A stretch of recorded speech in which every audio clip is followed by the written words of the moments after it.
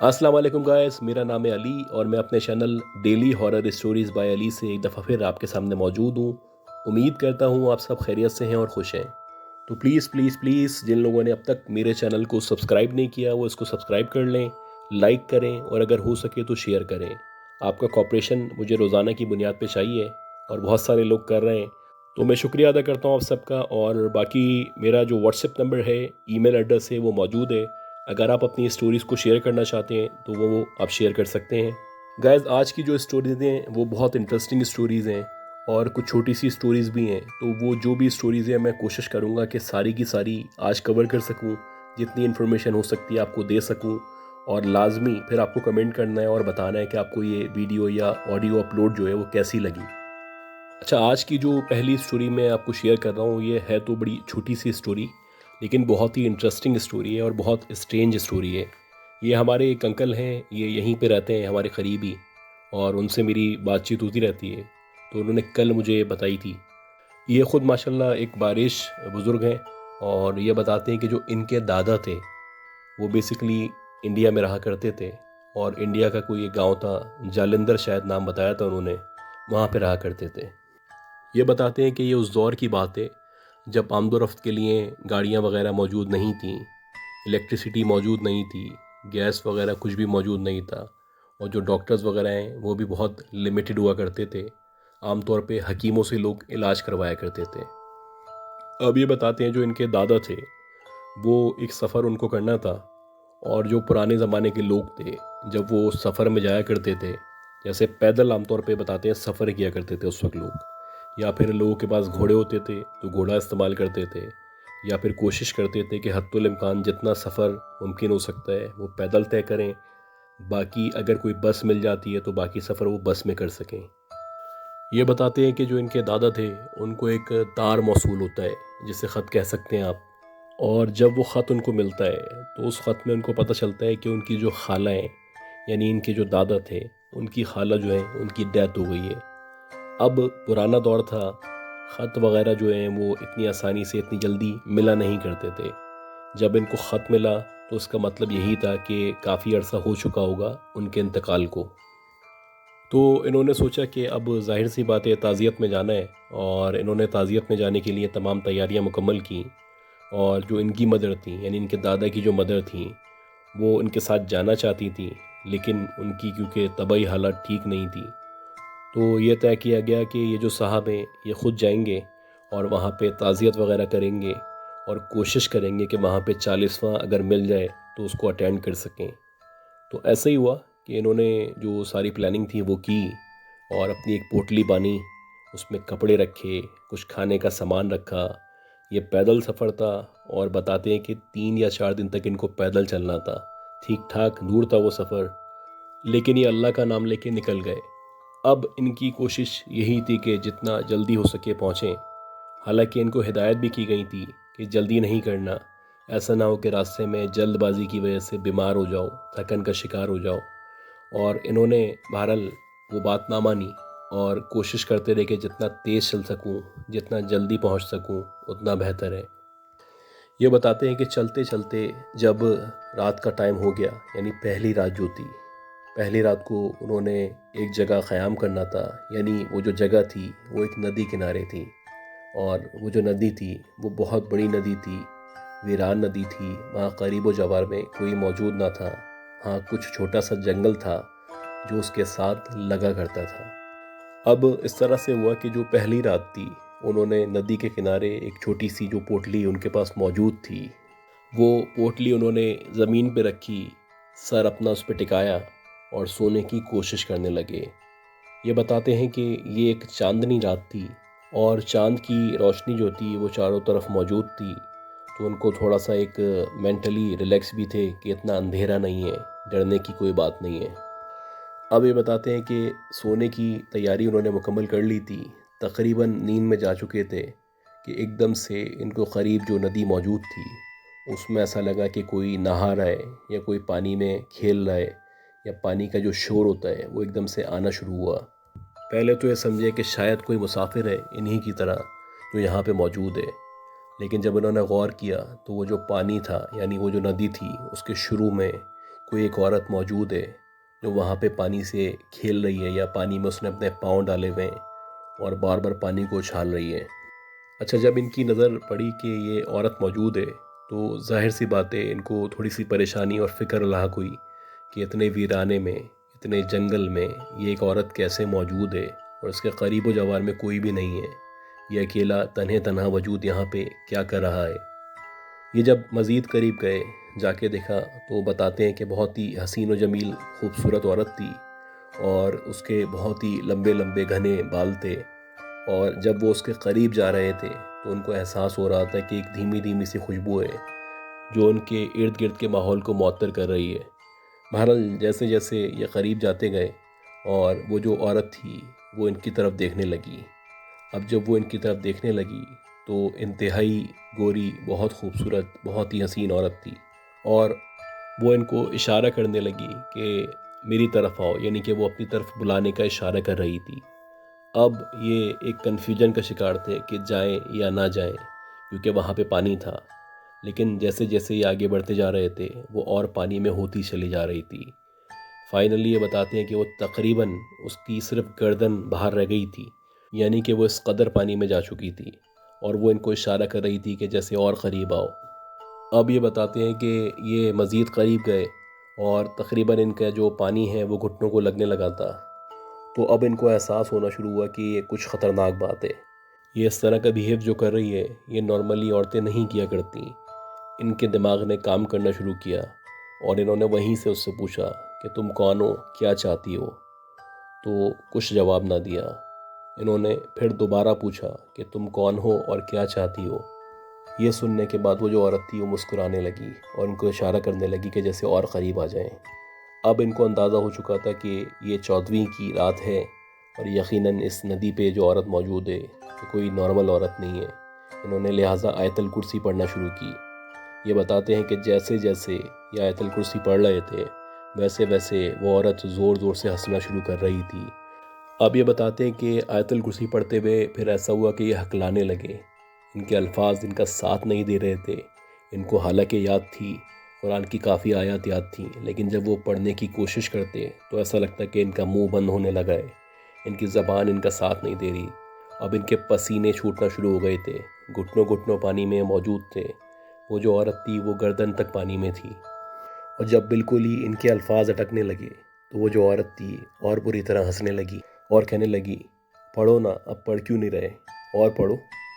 اب ان کو احساس ہو چکا تھا کہ ان کے ساتھ بہت کچھ غلط ہو رہا ہے، یہ بہت بری طرح پھنس چکے ہیں، لیکن انہوں نے دوبارہ سے ہمت کی اور دوبارہ سے اپنے آپ کو سنبھالا اور اللہ کا نام لینا شروع کیا۔ تو الحمدللہ آہستہ آہستہ کر کے انہوں نے پوری آیت الکرسی پڑھ لی، اور جب پوری آیت الکرسی پڑھی تو دیکھتے ہی دیکھتے وہ عورت مزید پانی میں گئی اور بالکل ڈوب گئی، یعنی غائب ہو گئی۔ اس کے بعد یہ بتاتے ہیں کہ یہ واپس باہر آئے، ان کی شدید حالت خراب تھی، کافی سفر یہ کر چکے تھے، مگر 2 سے 3 دن کا سفر مزید باقی تھا، اور ان کی حالت بہت زیادہ خراب ہو رہی تھی۔ ان کو مسلسل محسوس ہو رہا تھا کہ ان کو شدید بخار ہو رہا ہے، ان کا جسم تپ رہا ہے۔ ان کے پاس کوئی ایسی دوا، کوئی چیز موجود نہ تھی، نہ قریب و جوار میں کوئی اور بندہ موجود تھا جو ان کی مدد کر سکتا۔ اب ان کی سمجھ نہیں آ رہا تھا کہ یہ آگے بڑھیں یا پیچھے جائیں، یہ اسی کنفیوژن کا شکار تھے۔ بہرحال اس طرح سے ہوا کہ یہ لیٹ گئے اور مسلسل اللہ کا کلام کرنے لگے، اور جب یہ مسلسل آیات وغیرہ پڑھتے رہے تو ان کو ایک دم سے نیند آ گئی۔ اور یہ بتاتے ہیں کہ جب ان کے دادا کو نیند آ گئی تو انہوں نے ایک خواب دیکھا۔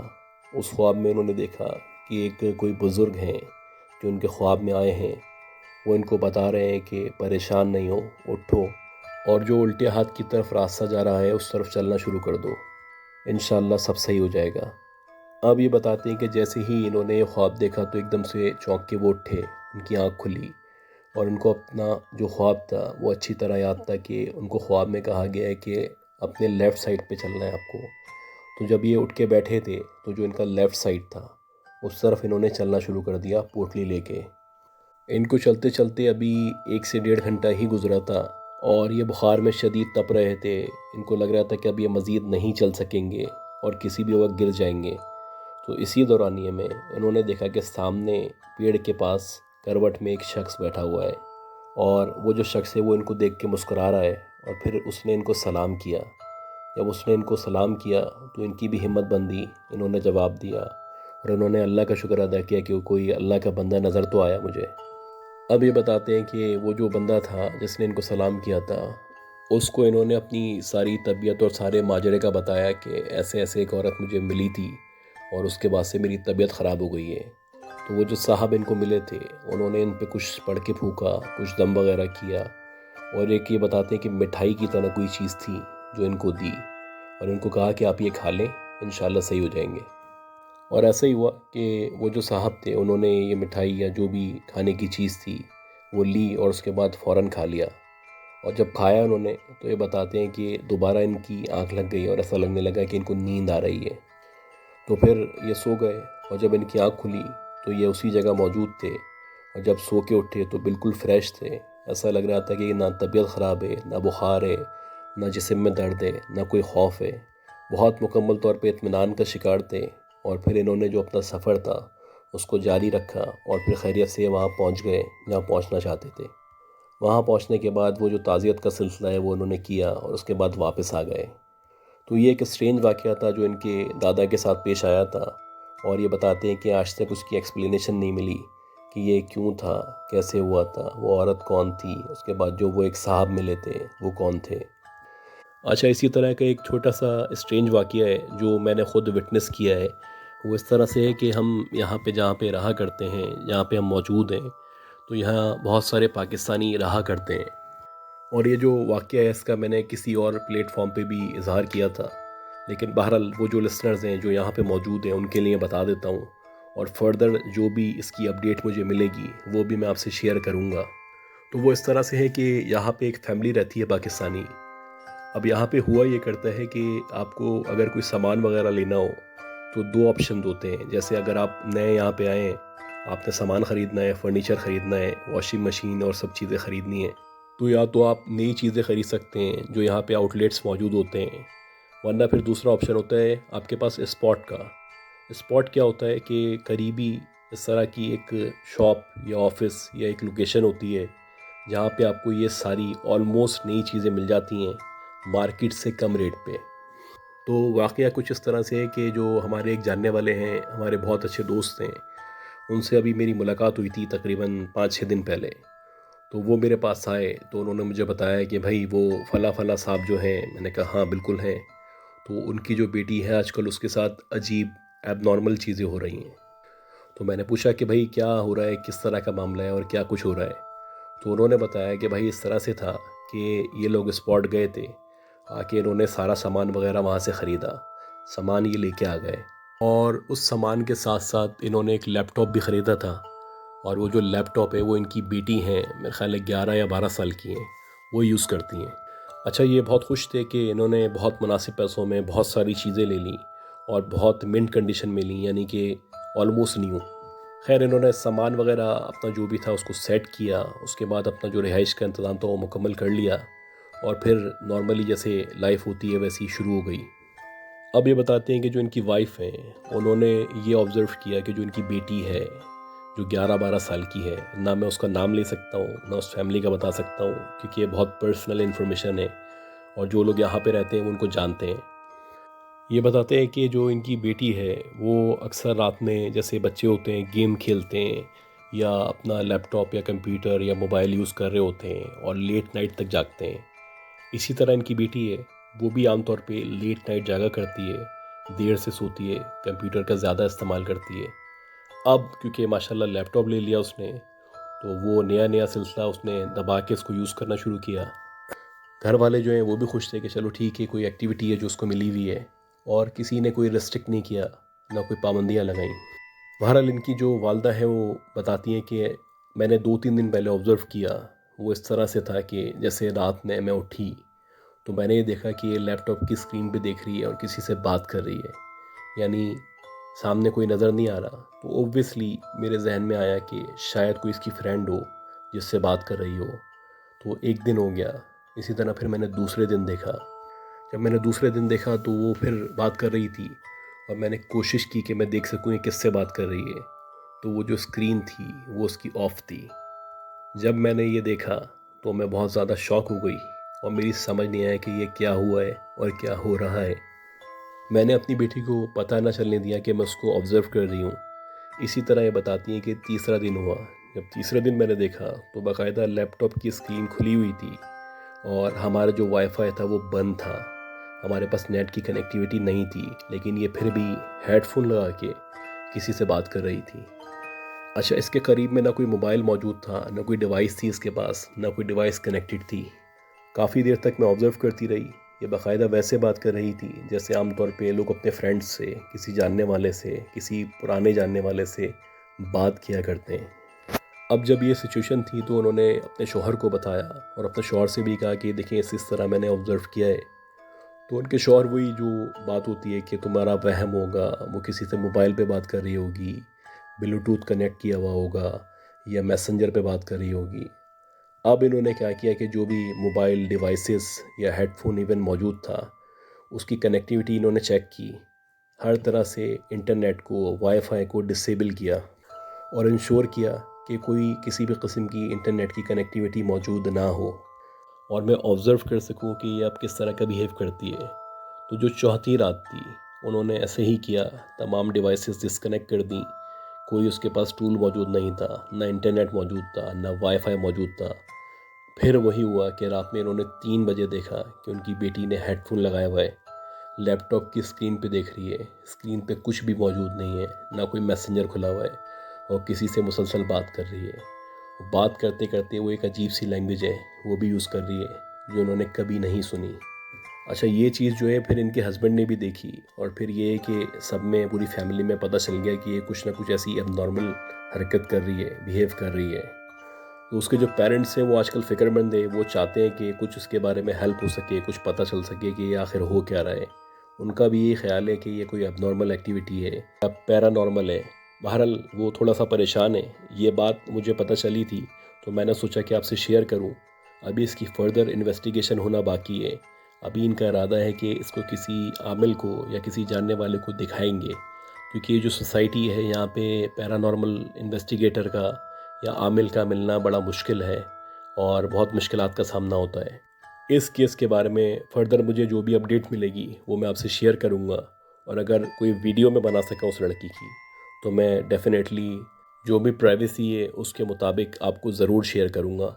اچھا گائز، آج کی جو تیسری اسٹوری ہے اس طرف اب چلتے ہیں۔ وہ اسٹوری بھی میں آپ سے شیئر کر دیتا ہوں، اور یہ بھی بہت ہی انٹرسٹنگ اسٹوری ہے، بہت اسٹرینج اسٹوری ہے، اور یہ جن صاحب کے ساتھ پیش آیا واقعہ، ان کا تعلق ملیر سے ہے، اور یہ جو واقعہ بتا رہے ہیں یہ ان کے جو فادر ہیں ان کے ساتھ ہوا تھا۔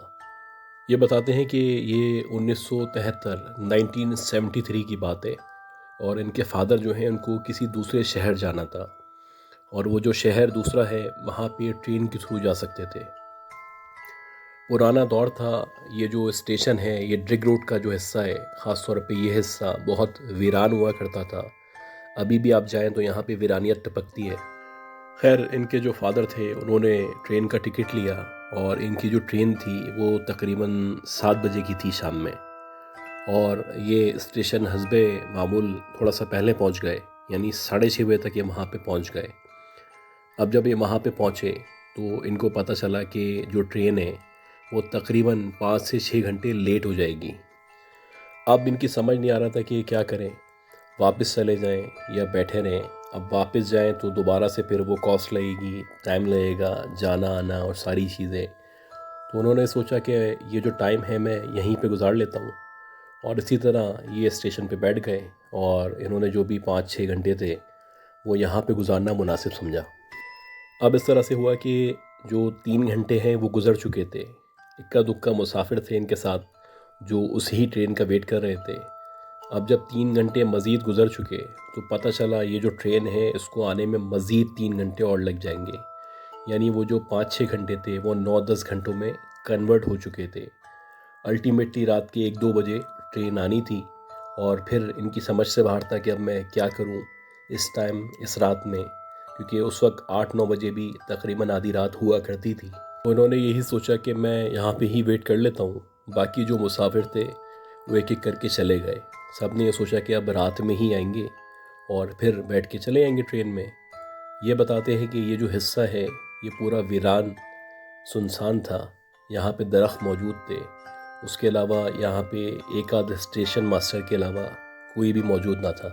یہ ویٹ کر رہے تھے کہ کیسے یہ ٹائم گزرے اور وہ ٹرین میں بیٹھیں اور اپنی منزل کی طرف روانہ ہو سکیں، کہ اسی دورانیے میں انہوں نے دیکھا کہ تقریباً رات کے 12 بجے کا ٹائم تھا۔ شدید سردی ہو رہی تھی، دھند نے اس پورے علاقے کو اپنی لپیٹ میں لیا ہوا تھا۔ اسی دورانیے میں ان کو ایک شخص اپنے لیفٹ سائڈ سے چلتا ہوا آتا ہوا دکھائی دیا۔ اب دھند بھی موجود تھی، اسٹیشن ماسٹر بھی موجود نہ تھا، کوئی ایک مسافر بھی اس اسٹیشن پہ نہ تھا۔ تو انہوں نے دیکھا کہ چلو شکر ہے کوئی بندہ تو یہاں پہ نظر آیا، میں اکیلا کافی دیر سے یہاں پہ بیٹھا ہوا ہوں اور میرا دل گھبرا رہا ہے۔ یہ بتاتے ہیں کہ جیسے تیسے وہ شخص ان کے برابر والی سیٹ پہ، یعنی ان کے جو لیفٹ سائڈ پہ سیٹ لگی ہوئی تھی، وہاں پہ آ کے بیٹھ گیا۔ اسی دوران یہ میں ان کو محسوس ہوا کہ یہ جو شخص آ کے بیٹھا ہے اس نے بہت تیز کوئی عطر یا پرفیوم لگایا ہوا ہے، کیونکہ جب سے یہ آ کے بیٹھا ہے ماحول بہت معطر ہوا ہوا ہے، خوشبو پھیلی ہوئی ہے۔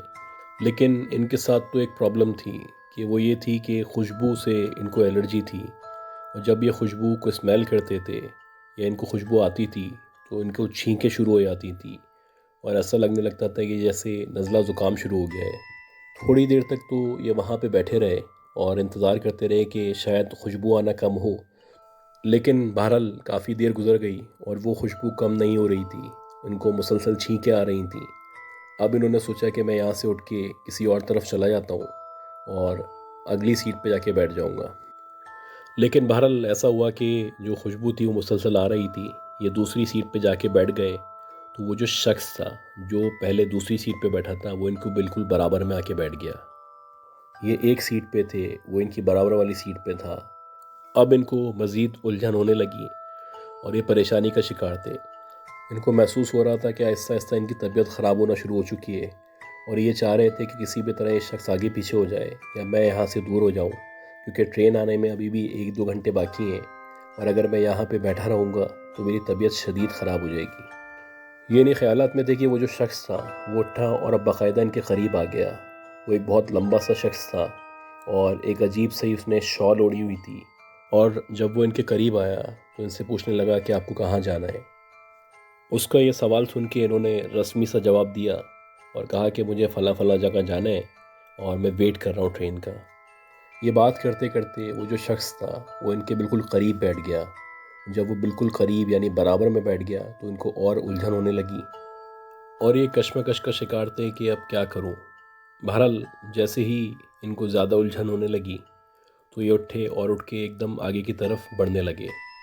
جیسے ہی یہ اٹھے اور آگے بڑھنے لگے تو وہ جو شخص موجود تھا وہ ایک دم سے ان کے بالکل قریب آیا، اور قریب آ کے اس نے ان کا ہاتھ پکڑ لیا۔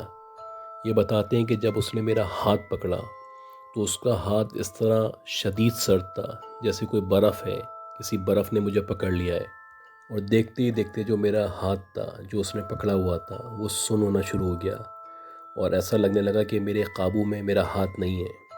میں بہت بری طرح ڈر چکا تھا، میری سمجھ سے باہر تھا کہ یہ کون عجیب شخص ہے جس نے میرا ہاتھ پکڑ لیا ہے اور چھوڑ بھی نہیں رہا۔ میں نے اس سے بولا کہ بھائی میرا ہاتھ چھوڑیں، آپ نے میرا ہاتھ کیوں پکڑا ہے؟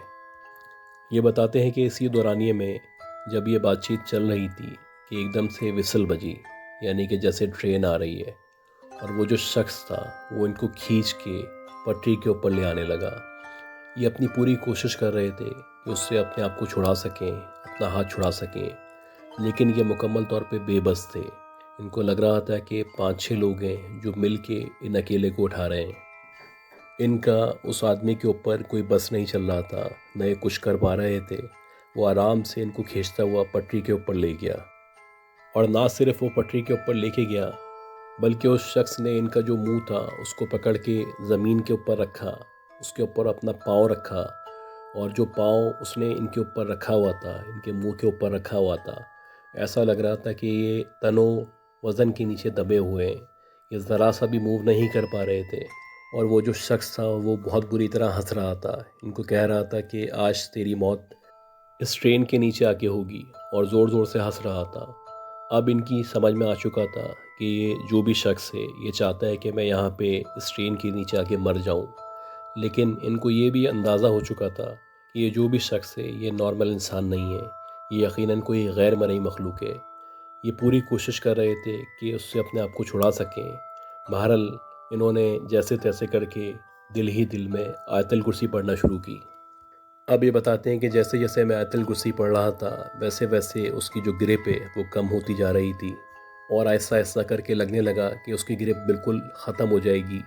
مشکل سے یہ 1 منٹ کے اندر اندر سب کچھ ہوا تھا، اور اسی دورانیے میں ایسا لگا کہ ٹرین بالکل میرے قریب آ چکی ہے۔ بہرحال اللہ کا شکر ہے کہ وہ جو اسٹیشن ماسٹر تھا وہ بھی سامنے سے بھاگتا ہوا آیا، اور اس نے جلدی سے آ کے مجھے ہٹایا، اور پھر ایک دم سے ٹرین وہاں سے آ کے گزری اور رکی۔ اسٹیشن ماسٹر مجھے برا بھلا کہہ رہا تھا، وہ کہہ رہا تھا کہ کیا تمہیں اپنی زندگی عزیز نہیں ہے؟ تم یہاں پہ کیوں لیٹے ہوئے تھے؟ کیا خودکشی کرنا چاہتے ہو؟ میں نے اس کو بتایا بھائی میں یہاں پہ خود نہیں لیٹا تھا، مجھے ایک شخص پکڑ کے یہاں پہ لے کے آیا ہے، اس نے کہا کہ تم یہاں سے ہلو گے نہیں، آج تمہاری موت جو ہے وہ ٹرین کے نیچے آ کے ہوگی۔ وہ تو اللہ کا شکر ہے کہ میں نے آیت الکرسی وغیرہ پڑھی اور آپ بھی وہاں سے آ گئے تو میں بچ گیا۔ یہ بات جب اسٹیشن ماسٹر نے سنی تو اس نے کہا کہ بھائی یہاں پہ اس طرح کے بہت سارے واقعات پیش آتے رہتے ہیں، اور ہر کچھ دنوں بعد کوئی نہ کوئی آدمی یہاں پہ خودکشی کرتا ہے۔